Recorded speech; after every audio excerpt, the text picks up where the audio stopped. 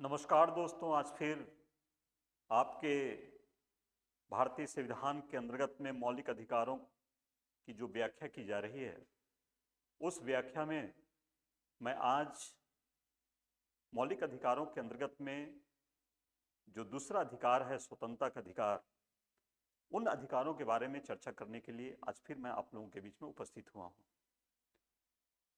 हमारे भारतीय संविधान के भाग 3 में अनुच्छेद संख्या 12 से लेकर के 35 के बीच में मौलिक अधिकारों का विशद वर्णन है।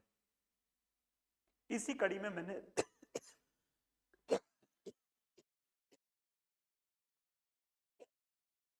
इसी कड़ी में मैंने पिछले क्लास में मैंने आपको समानता के अधिकार के बारे में बात किया था। आज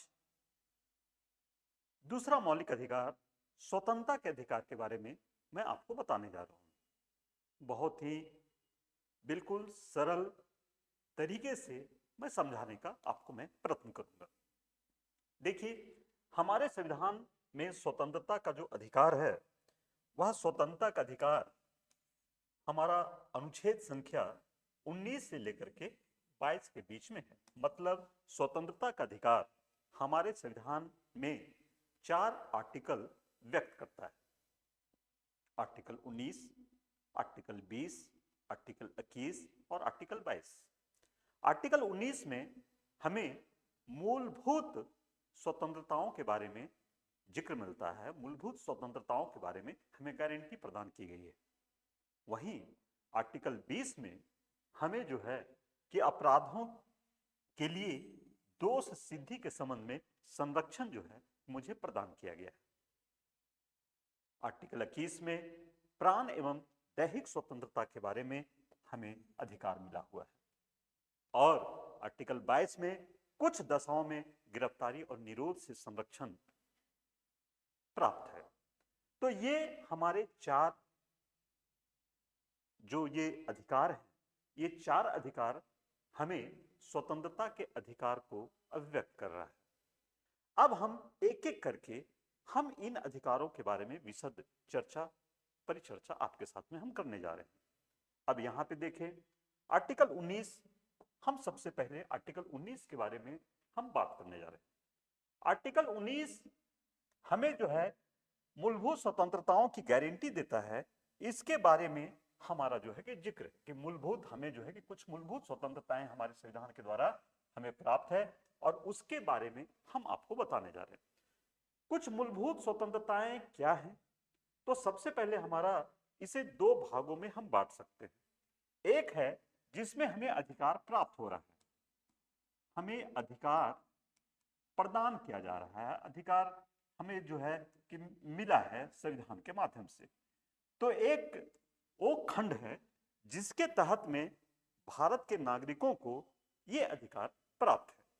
और वो दूसरा खंड वो है जो एक मर्यादित खंड है। मतलब जो अधिकार हमें दिए गए हैं उसको रेगुलेट करता है, उसको एक तरह से नियंत्रित करता है, नियामक करता है, एक तरह से उसे रूल रेगुलेशन के दायरे में बांधता है।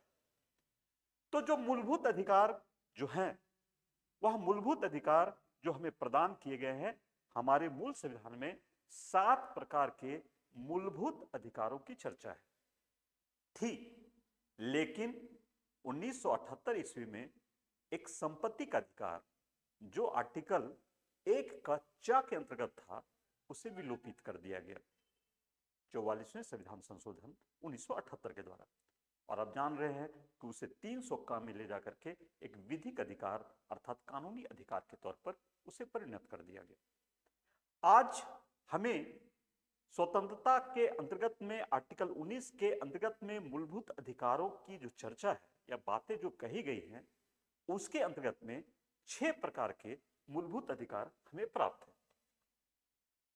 एक है वाक एवं अभिव्यक्ति की स्वतंत्रता, दूसरा है शांतिपूर्ण बिना हथियारों के सम्मेलन करने की स्वतंत्रता, तीसरा है संगठन या संघ बनाने की स्वतंत्रता,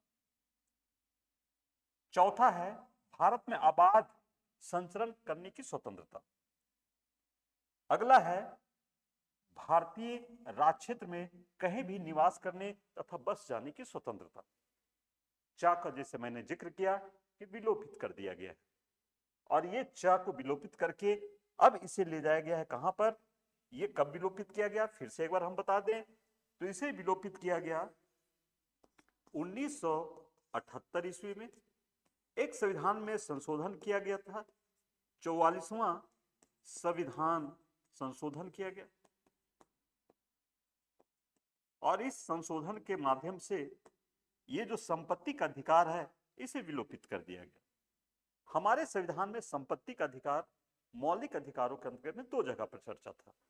एक था आर्टिकल 31 के तहत में, और दूसरा था आर्टिकल 19(1) चा के तहत में। ये दोनों का विलोप करके आर्टिकल 300 का एक नया जोड़ा गया, और वहां पर एक विधिक अधिकार और कानूनी अधिकार के तौर पर उसे परिणत कर दिया गया।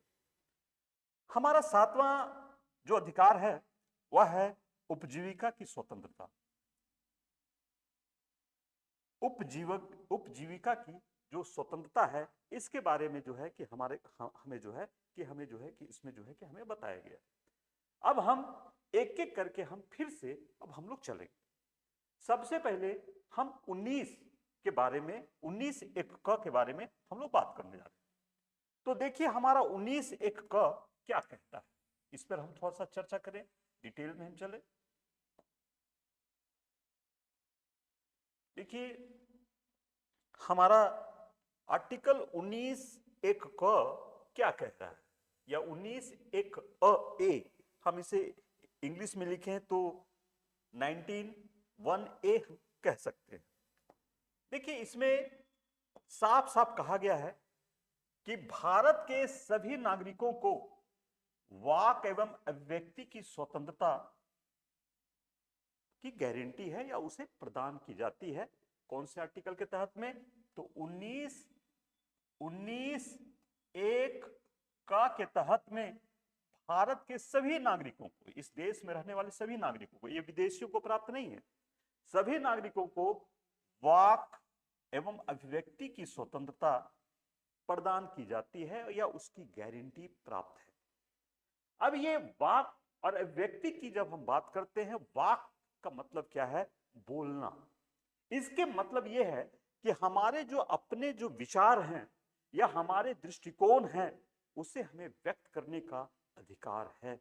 हम अपने विचारों या अपने दृष्टिकोणों को हम व्यक्त कर सकते हैं, और इसे व्यक्त करने के संदर्भ में हम उन तमाम साधनों का प्रयोग कर सकते हैं जो साधन देश के अंतर्गत में उपलब्ध है या समाज में जो उपलब्ध है।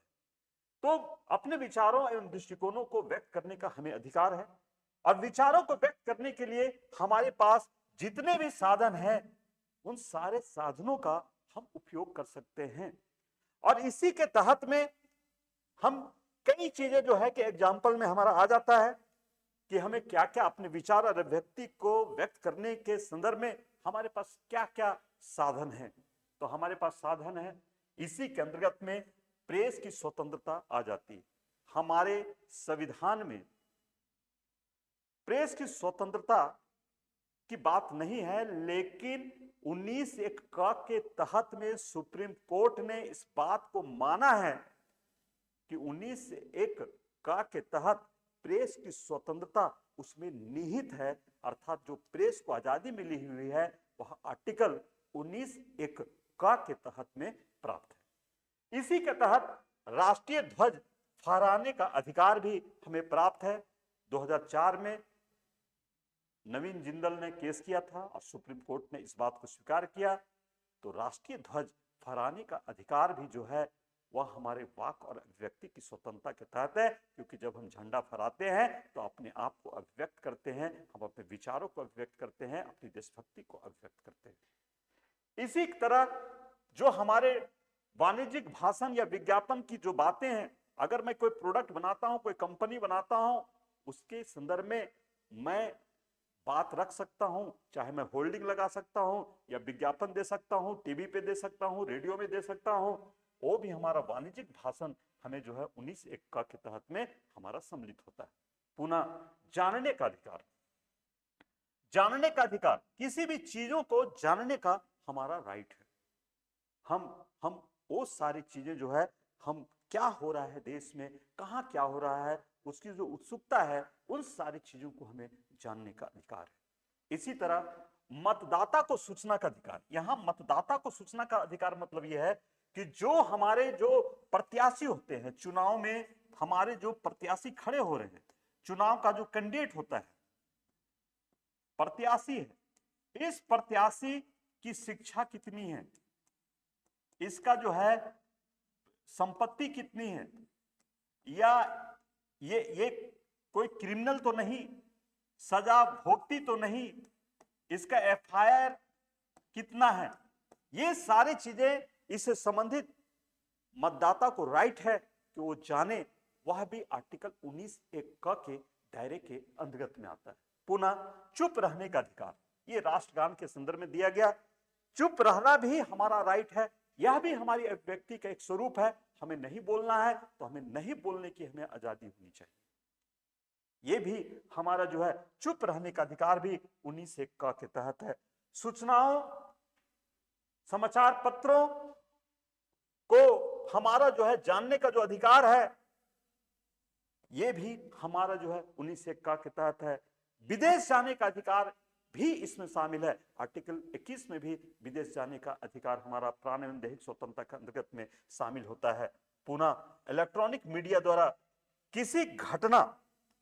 किसी घटना को आंखों देखा हाल प्रसारित जो किया जा रहा है, वह भी इसके अंतर्गत आता है। वह अधिकार जो है कि वो जो अधिकार है वो मिला हुआ है। पुनः प्रदर्शन करना, धरना देना शांतिपूर्ण तरीके से, वो तब तक जब तक वो हिंसात्मक नहीं हो जाए, वो गलत नहीं हो जाए, गलत ट्रैक पे नहीं चला जाए, वो हमको अधिकार है। और पूर्व अवरोध प्री सेंसरशिप का भी जो है अधिकार इसके दायरे में आता है। कहने का मतलब है कि 19(1) का हमें बहुत व्यापक अधिकार हमें प्रदान कर रहा है, जो बहुत सारे स्पष्ट नहीं है हमारे संविधान में। उसे समय समय पर सुप्रीम कोर्ट ने उसे एक्सप्लेन किया है, उसकी व्याख्या किया है, और उस व्याख्या के अंतर्गत में हमें बहुत सारे अधिकार मिलते हैं। तो ये सारे जो अधिकार है वह आर्टिकल 19(1) का के तहत में हमें प्राप्त हो जाता है। लेकिन इसके अंतर्गत में कुछ ऐसी चीजें हैं जो हमें अधिकार में नहीं लाता है। हमें हड़ताल करने का, रोड जाम करने का हमें अधिकार नहीं है। पुनः ये जो अधिकार जो हमें मिले हैं, ये अधिकार भी एक तरह से कहिए कि हमारे समझिए कि एक तरह से हमारे जो हैं कि एक नीति के अंतर्गत में हमारे हैं। मतलब युक्ति युक्त इस पर जो है नियंत्रण भी लगाया गया है। इस पे हमारे जो है संविधान में ही इस बात को जिक्र कर दिया गया है कि आपको वाक और अभिव्यक्ति की स्वतंत्रता है, लेकिन वो विधि के अधीन है। और विधि के अधीन है तो आर्टिकल 19(2) इस पर युक्ति युक्त प्रतिबंध भी लगता है। किन किन कारणों से वाक और अभिव्यक्ति की स्वतंत्रता को प्रतिबंधित किया जा सकता है, निर्बंधन किया जा सकता है। तो इसमें आप देखिए कि इसमें आपको जो है कि भारत की प्रभुता और अखंडता के संदर्भ में आपका जो वाक और अभिव्यक्ति की स्वतंत्रता है, उस वाक और अभिव्यक्ति की स्वतंत्रता पर निर्बंधन लगाया जा सकता है। आपको बोलने की आजादी है, लेकिन आपको ऐसा नहीं बोलना है कि देश टूट जाए, देश में दंगा हो जाए, ऐसा बोलने का राइट आपको नहीं है। तो मतलब भारत की प्रभुता और अखंडता के आधार पर युक्ति प्रतिबंध लगाया जा सकता है। राज्य की सुरक्षा के आधार पर, राज्य आप कहीं ऐसी भाषण ना दे दें कि राज्य में दंगा फैल जाए, फसाद फैल जाए, झगड़ा हो जाए, सामुदायिक विद्रोह हो जाए, ऐसा करने का राइट नहीं प्राप्त है। पुनः विदेशी राज्यों के साथ मैत्रीपूर्ण संबंध खराब ना हो, हम ऐसा कुछ ना बोल दें, कुछ ऐसे हम टिप्पणी ना कर दें कि विदेशी राज्य के साथ भारत का संबंध जो है वह खराब होने लगे।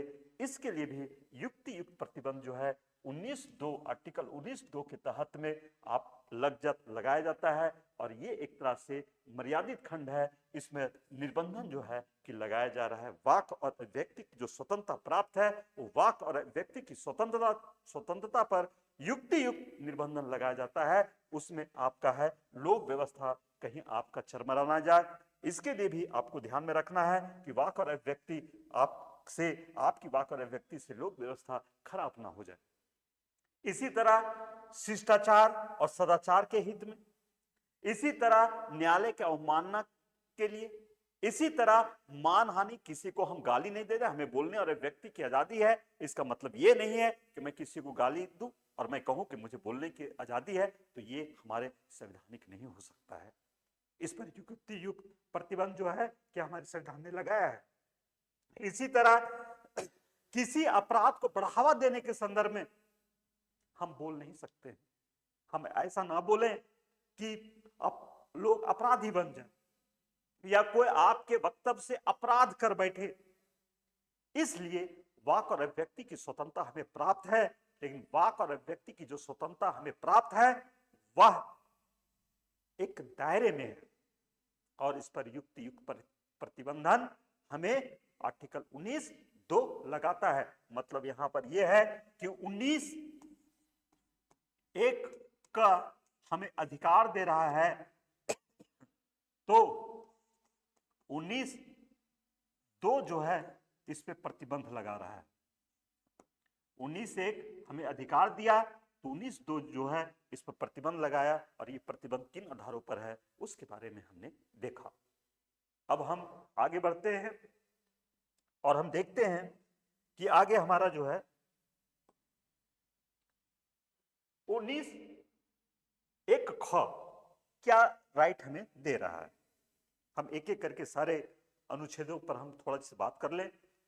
19(1) ख कहता है सभा एवं सम्मेलन करने की स्वतंत्रता। ये प्रदान कर रहा है सभा और सम्मेलन करने की स्वतंत्रता। मतलब यह है कि आप कोई भी सभा कर सकते हैं, सम्मेलन कर सकते हैं, और वो सभा और सम्मेलन जो है वह शांतिपूर्ण होनी चाहिए, बिना हथियारों के से होनी चाहिए। ऐसा ना हो कि सभा और सम्मेलन कर रहे हो और हम हथियार लेके कर रहे हो, तो ये आपको अधिकार नहीं है। अतः हमारा संविधान इस सभा और सम्मेलन को भी नियंत्रित करता है और युक्ति युक्त प्रतिबंध लगाता है। इसके लिए हमारे संविधान में 19(3) के तहत हमें जो है युक्ति युक्त प्रतिबंध लगाया गया है। भारत की प्रभुता और अखंडता अथवा लोक व्यवस्था के हित में हम जो सभा और सम्मेलन कर रहे हैं उस पर जो है निर्बंधन लगाया जा सकता है, उसे नियंत्रित किया जा सकता है। इसी तरह हम आगे बढ़े तो 19(1) ग जो है उसमें कहा गया है संगठन एवं संघ बनाने की स्वतंत्रता। भारत के नागरिकों को संघ बनाने की स्वतंत्रता है, संगठन बनाने की स्वतंत्रता है 19(1) ग के तहत। और इसी के तहत में भारत में जितने राजनीतिक दलों का गठन हुआ है और राजनीतिक दलों का गठन इसी 19(1) ग के तहत में हुआ है। इसी के तहत में श्रमिक संघों का जो यूनियन हमारे बने हैं वो इसी के तहत में बनाए जाते हैं। कोई कंपनी है, सोसाइटी है, कोई साझेदार है, ये सारी चीजें जो है 19(1) ग के तहत में बनाए जाते हैं।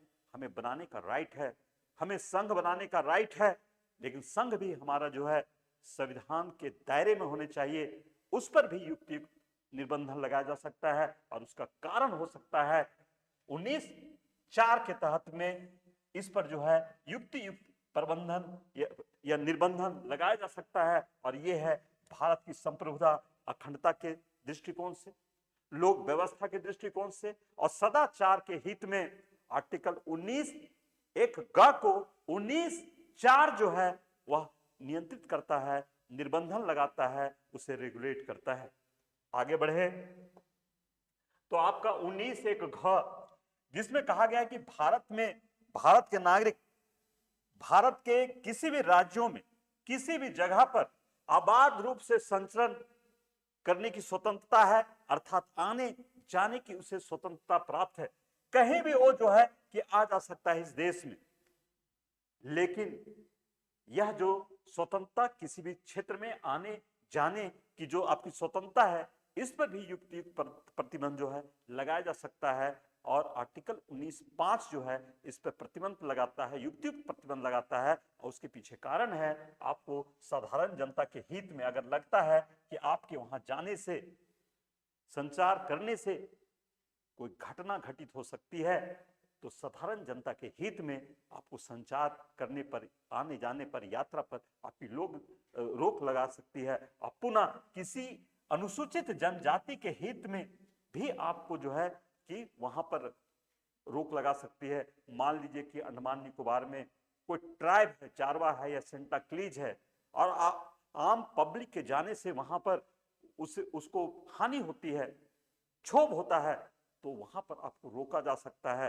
तो कहने का मतलब है कि आपको भारत में कहीं भी आने जाने की स्वतंत्रता है, लेकिन इसमें भी युक्त प्रतिबंध जो है कि लगाया जा सकता है, निर्बंधन लगाया जा सकता है। अर्थात 19(1) हमें संचरण करने की स्वतंत्रता देता है, तो वहीं पर 19(5) जो है इस पर निर्बंधन भी लगा देता है। इसी तरह हम आर्टिकल 19(1) की हम बात करते हैं, तो भारत के राज्य क्षेत्र में कहीं भी निवास करने और बस जाने की स्वतंत्रता हमें प्रदान की गई है। लेकिन यहां भी युक्त कारण के हिसाब से हमें जो है साधारण जनता के हित में और किसी अनुसूचित जनजाति के हित में यहां भी हमें जो है कि प्रतिबंध जो है कि हमें लगाया गया है। मतलब जहां पर, और ये हमारा 19(1) और 19(1) को हमारा जो है युक्तियुक्त प्रतिबंध कौन लगाता है? ये दोनों को युक्तियुक्त प्रतिबंध लगा रहा है। एक ही आर्टिकल 19(5) आने जाने और बस जाने, ये दोनों पे युक्तियुक्त प्रतिबंध लगता है 19(5) के द्वारा। आगे बढ़े हम। इसी तरह 19(6) हमें क्या प्रदान करता है? तो हमको वृत्ति, उपजीविका, व्यापार अथवा कारोबार करने की स्वतंत्रता हमें प्रदान करता है। मतलब हम कोई भी प्रोफेशन कर सकते हैं, कोई भी व्यापार कर सकते हैं, कोई भी कारोबार हम कर सकते हैं। ये हमको राइट है कि हमको अपने देश में। लेकिन इसमें भी युक्तियुक्त प्रतिबंध लगाए गए। युक्तियुक्त प्रतिबंध का मतलब है कि साधारण जनता के हित में को ध्यान में रखते हुए हमें जो है कि ये 19(6) जो है इस पे प्रतिबंध लगाता है। क्यों? क्योंकि हमको उपजीविका, व्यापार करने का राइट है। इसका मतलब ये नहीं कि हम मानव व्यापार, तस्करी हम करें, हम जो है कोई ड्रग्स की तस्करी करें, ड्रग्स का हम व्यापार करें, ये हमको राइट नहीं है। हमें जो है ये सब करने की स्वतंत्रता नहीं है। ये नहीं कि हम खाद्य पदार्थ में हम मिलावटी सामान मिला करके बेच दें, ये हमको राइट नहीं है। अतः साधारण जनता के हित पे इसमें भी युक्तियुक्त जो है कि प्रतिबंध जो है कि लगाया गया है। पुनः नेक्स्ट हम चले, हमारा आर्टिकल 19 जो हमने अभी देखा, आर्टिकल 19 में हमें कितने प्रकार के अधिकार थे? तो 6 प्रकार के अधिकार थे। उसके बारे में 19(1) क, 19(1) ख, ग, 19(अंग) चा का लोप कर दिया गया, और 6 हमारा जो है कि 6 प्रकार का प्रेजेंट में हमको जो है कि अधिकार हमको प्राप्त है। संपत्ति का अधिकार को जोड़ लेते हैं तो 6 प्रकार का हमें प्राप्त है, अन्यथा हमें 5 प्रकार का हमें राइट जो है कि प्राप्त है। अब हम चलते हैं दो सिद्धि के संबंध में संरक्षण। आर्टिकल 20 जो है दो सिद्धि के संबंध में, ये देशी नागरिकों को भी प्राप्त है और विदेशियों को भी प्राप्त है। और जब आपात इमरजेंसी इस देश में लग जाता है, उस समय इस मौलिक अधिकारों का हनन भी नहीं होता, ये मौलिक अधिकार बने भी रहते हैं। 20 और 21 का विलोपन नहीं होता है जब देश में आपात लगता है। तो 20 की हम चर्चा कर रहे हैं। 20 में हमारा क्या है? दो सिद्धि के संबंध में संरक्षण। तो दो सिद्धि के संबंध में संरक्षण की बात करें तो इस पे 3 कानून जो है वह बहुत महत्वपूर्ण है, 3 बातें जो है इस पर बहुत महत्वपूर्ण है। एक है हमको कार्योत्तर विधियों से संरक्षण। 20(1) क्या कहता है? कार्योत्तर विधियों से संरक्षण। ये कार्योत्तर विधियों से संरक्षण 20(1) कहता है। 20(2) क्या कहता है? दोहरे दंड से संरक्षण। और 20(3) कहता है आत्म अभिशंसन से संरक्षण। ये 3 तरह का अधिकार जो है वो प्राप्त है। ये देशी नागरिकों को भी है और विदेशी नागरिकों को भी है। पहला, कार्योत्तर विधियों से संरक्षण से तात्पर्य क्या है? इंग्लिश में protection from the x post fact law. मतलब क्या है? फैक्टो लॉ मतलब क्या है? मतलब यह है कि कोई भी व्यक्ति तब तक दोषी नहीं समझा जाएगा जब तक वह किसी प्रवृत्त विधि का उल्लंघन किया हो। मतलब यह है कि मान लीजिए कि हम सड़क पे आ रहे हैं और जा रहे हैं, आने जाने की हमें स्वतंत्रता है, लेकिन कल हमारा जो है कि शहर में कर्फ्यू लग जाता है और कर्फ्यू लगने के बाद हम सड़क पर निकलते हैं तो हम उस विधि का उल्लंघन करते हैं, तब हम दोषी हैं। लेकिन आज हमको यह कहा जाए कि 3 दिन पहले तुम सड़क पर आया था और आज कर्फ्यू लगा हुआ है तो तुम सड़क पे काहे आया था, तो हम दोषी नहीं हैं। मतलब जो भी लॉ है, जो इंप्लीमेंट है, अगर हम उसका उल्लंघन करते हैं तभी हम दोषी होंगे, अन्यथा हम दोषी नहीं होंगे। तो मतलब यहां है कि कार्योत्तर विधियों से संरक्षण, मतलब जब लॉ बनेगा और उसका हम उल्लंघन करेंगे तभी तभी हम अपराधी होंगे, अन्यथा हम उसके अपराधी जो है कि नहीं होंगे। पुनः 20(2) क्या कहता है? दोहरे दंड से संरक्षण। मतलब अगर कोई व्यक्ति एक अपराध किया है और उसे एक बार सजा मिली है, मिल चुकी है, तो एक ही बार उसे सजा मिलेगी एक अपराध के लिए। ऐसा ना हो कि एक अपराध के लिए बार बार उसको कोर्ट में बोला जाए ये इसने अपराध किया था फिर से सजा दीजिए, फिर से। जब उसने सजा काट लिया है एक अपराध के लिए तो फिर दूसरे बार उसे सजा नहीं दी जा सकती। इसी पर एक बहुत अच्छी मूवी अमिताभ बच्चन की बनी थी, अंधा कानून, जिस अंधा कानून में अमिताभ बच्चन को झूठा आरोप लगा करके मर्डर के केस में उसे 14 साल का सजा दे दिया गया था। लेकिन जब बाहर आता है तो देखता है कि जिसका उसने मर्डर किया है वह घूम रहा है, तो फिर उसका मर्डर करता है।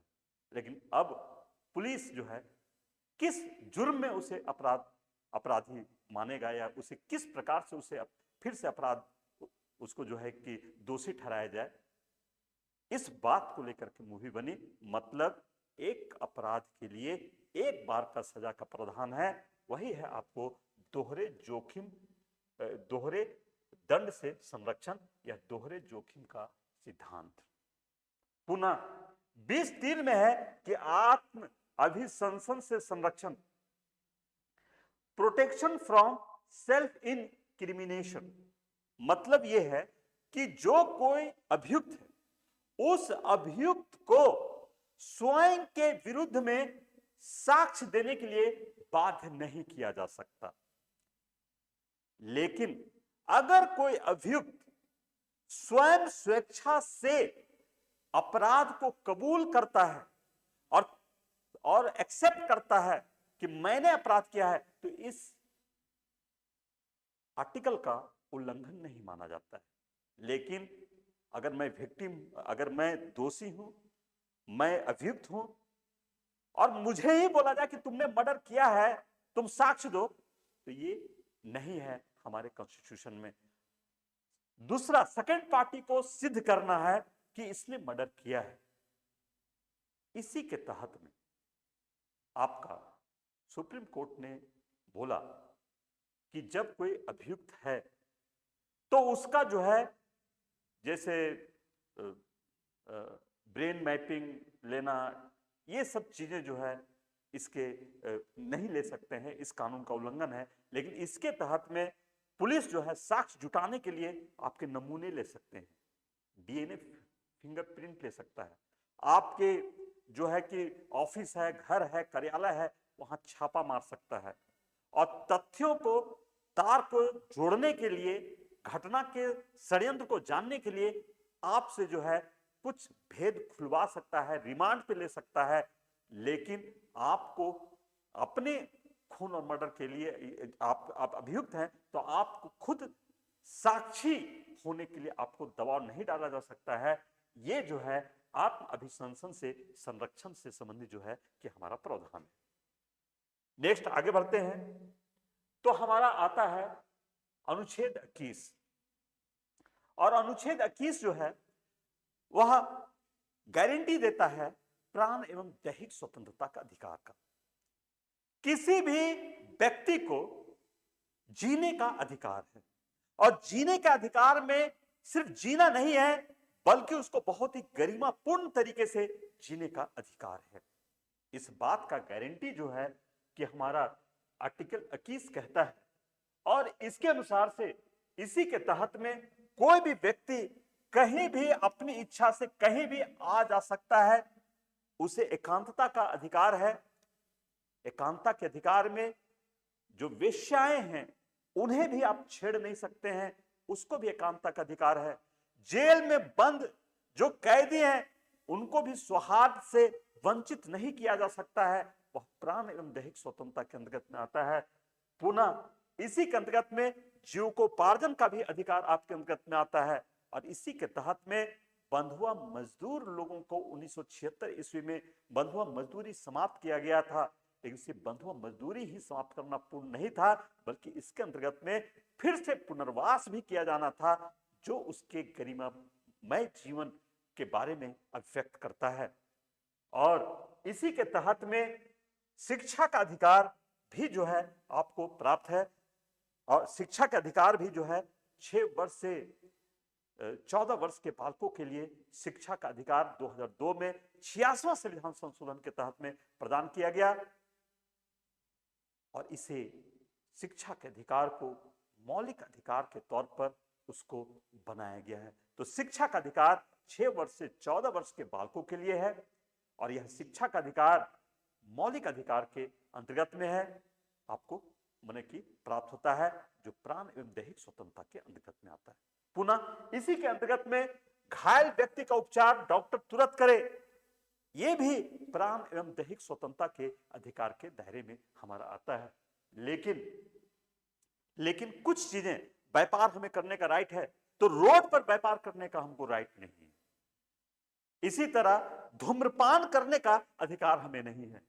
इसी तरह बोलता है प्राण और दैहिक स्वतंत्रता का अधिकार है तो हमें मरने का भी अधिकार है, नहीं, मरने का भी अधिकार भी आपको इसके अंतर्गत में नहीं प्राप्त है। अगर आप मरने का अटेम्प्ट लेते हैं, कोशिश करते हैं सुसाइड का, तो यह एक दंडनीय अपराध भी है और इस पर आपकी कानूनी कार्रवाई हो सकती है।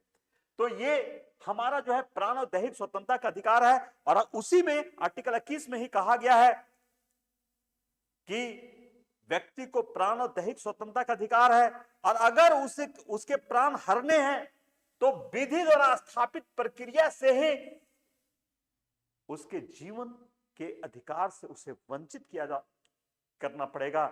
विधि द्वारा स्थापित प्रक्रिया से और अनमने तरीके से ऐसे जाकर के किसी भी तरह से क्राइम के तौर पर आप नहीं कर सकते हैं, ये गलत है। और आपको जो है विधि द्वारा स्थापित प्रक्रिया से ही जो है किसी के प्राण हरे जा सकते हैं, उसे वंचित किया जा सकता है, अन्यथा नहीं। अर्थात आर्टिकल 21 प्राण और दैहिक स्वतंत्रता की बात करता है।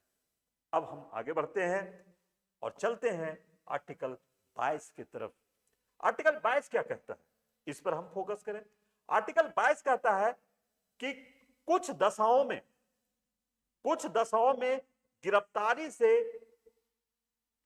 गिरफ्तारी से निरोध से संरक्षण। मतलब यह है कि आर्टिकल 22 में हमारे जो है कि टोटल 7 जो है उपखंड है। जैसे आर्टिकल 22 कहते हैं, आर्टिकल 22 तो इसमें है 1 2 3 4 5 6 और 7, ये 7 उपखंड है। इसमें 7 उपखंड है। इनको हम 2 भागों में बांट सकते हैं। एक बांटते हैं समान दांडिक विधि के अधीन जो कार्य हो रहा है, मतलब जो हमारे अकॉर्डिंग टू लॉ भारत के नागरिक हैं, उसके अकॉर्डिंग जो आईपीसी के तहत में जो कार्य हो रहा है, खास करके ओ। और दूसरा है निवारक निरोध विधि के अधीन। निवारक निरोध हमारे संविधान में एक कानून हमारा जो है, ये बहुत ही खूबसूरत है, जो भारत में इस संविधान में जिक्र है। विश्व के देशों में ऑलमोस्ट इसका जिक्र नहीं मिलता है।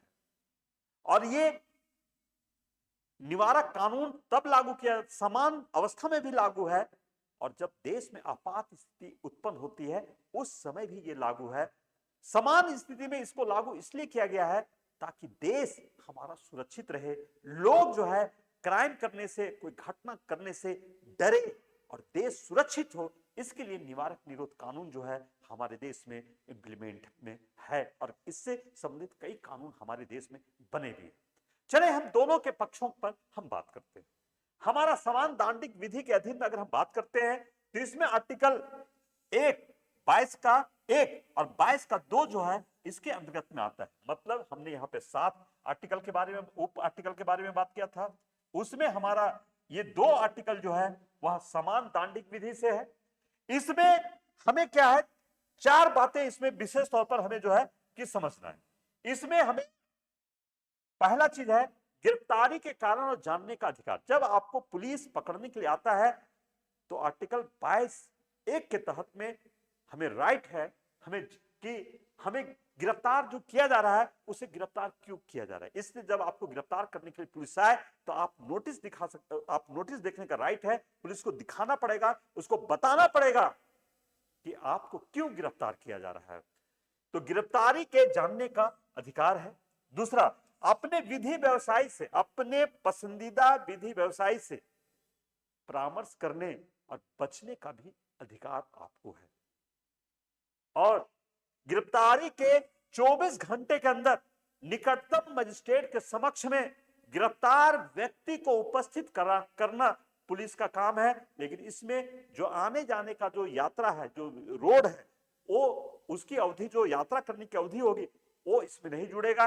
मैंने आने जाने की अवधि को काट करके 24 घंटे के अंदर आपको निकटतम मजिस्ट्रेट के समक्ष में उपस्थित करेगा पुलिस, और आपकी गिरफ्तारी का कारण भी उसको बताएगा। 24 घंटे से अधिक किसी भी व्यक्ति को गिरफ्तार करके रखना ये कानून का उल्लंघन है, संविधान का उल्लंघन है, और मजिस्ट्रेट के प्राधिकार के बिना 24 घंटे से अधिक समय तक किसी भी व्यक्ति को बंद नहीं किया जा सकता है। और अगर पुलिस इसे बंद करती है तो पुलिस जो है उस कानून का उल्लंघन करती है, संविधान के प्रावधानों को उल्लंघन करती है, मौलिक अधिकारों का हनन करती है। और अगर मौलिक अधिकारों का हनन होता है तो आर्टिकल 226 और आर्टिकल 32 के तहत में सीधे हम हाई कोर्ट और सुप्रीम कोर्ट में भी हम जा सकते हैं। तो ये हमारा जो है पहला गिरफ्तारी के कारण जानने का अधिकार है। दूसरा, विधि व्यवसायी से हमें बात करने का और बचने का राइट है। गिरफ्तारी के 24 घंटे के अंदर निकटतम मजिस्ट्रेट के पास उपस्थित होना है, और मजिस्ट्रेट के प्राधिकार के बिना किसी व्यक्ति को कोई भी, वो पुलिस भी क्यों ना हो, पुलिस भी 24 घंटे से अधिक नहीं रख सकती है। तो ये हमारा 22(1) और 22(2) जो है इसकी व्याख्या करता है। लेकिन निवारक निरोध विधि के अधीन में हमारा आर्टिकल 3 से लेकर के 7 तक का जो है वह हमारा निवारक निरोध के अंतर्गत में आता है। और इसके अंतर्गत में हम जब देखते हैं तो जब दूसरे देश का, शत्रु देश का कोई व्यक्ति को जब गिरफ्तार किया जाता है और उससे शत्रुता है तो उसको निवारक निरोध कानून के अंतर्गत में उसको रखा जाता है। और निवारक निरोध विधि के अधीन जो निरुद्ध व्यक्ति है उसको 3 महीने तक जो है नजरबंद किया जा सकता है, और उससे संबंधित जो है कि अलग कानून चलेगा। और उसके लिए जो उसे नजरबंद किया जाता है उसके लिए भी एक इंटरनल जो है कि हमारे सुप्रीम कोर्ट, हाई कोर्ट के हमारे कुछ जजों की एक कमेटी बनती है, और उस जजों की कमेटी, उन जजों की कमेटी रिकमेंड करती है कि आगे हमें क्या करना है और किस तरह करना है। और निवारक निरोध से संबंधित जो है आर्टिकल 22(7) के तहत में संसद को पावर है, उसमें कानून बना सकती है। और संसद ने समय समय पर कानून बनाई है, जैसे टाडा 1985 ईस्वी में बनाया गया, जैसे पोटा हमारा जो है 2002 ईस्वी में बनाया गया। ये इसलिए बनाया जाता है जब देश में कोई आतंकवादी गतिविधियां, शत्रु देश की गतिविधियां जब तीव्र हो जाए, या वैसी कोई घटना का संदेह रहे, तो उससे बचने के लिए जो है ऐसे कानून बनाए जाते हैं। तो ये हमारा था आज स्वतंत्रता का अधिकार, जो आर्टिकल 19 से लेकर के 22 तक में हमारा निहित है। तो चले आज यहीं तक हम लोग रखते हैं। आगे फिर कल हम आपको शोषण के विरुद्ध अधिकार, या अगली कड़ी में हम आपको शोषण के विरुद्ध अधिकार के बारे में चर्चा करेंगे। तब तक धन्यवाद। जय हिंद।